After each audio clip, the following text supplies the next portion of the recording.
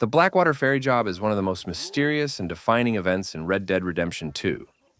It's the moment that everything starts to fall apart for the Linde gang, and while we never see the robbery firsthand, the story of what happened echoes through almost every conversation and mission afterward.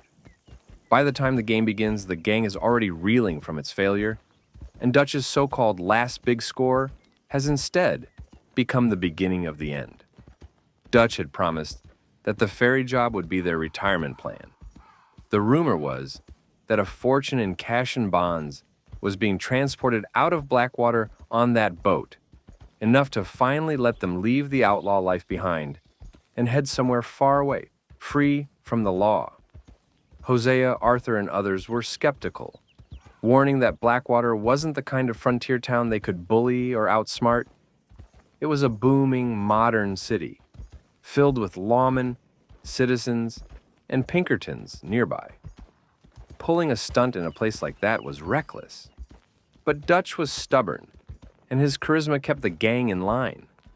To him, this was the moment that would cement his legacy. We don't get every detail of how the robbery went down, but what we do know is that it turned into a bloodbath. Innocent civilians were caught in the crossfire, lawmen were killed, and the gang itself paid dearly. Jenny Kirk, a longtime member, was killed during the chaos.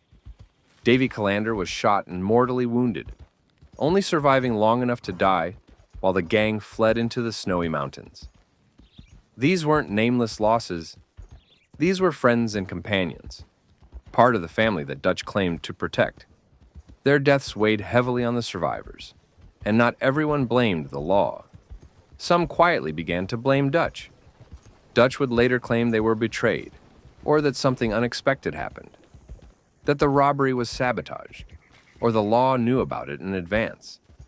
But Arthur and Hosea both hint throughout the story that Dutch simply miscalculated. He underestimated how quickly the law would respond in a growing place like Blackwater.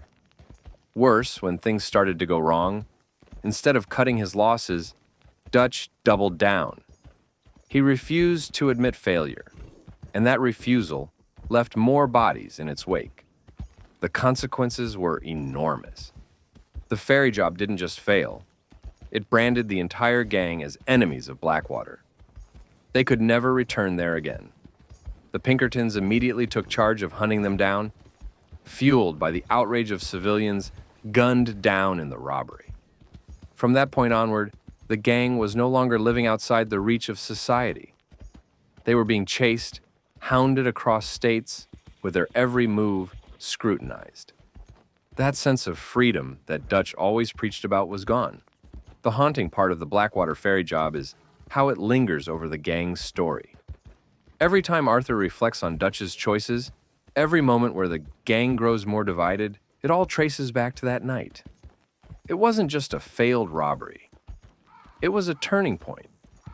It was the moment Dutch's vision of a free life for his people collided with the reality of progress, modern law, and his own pride.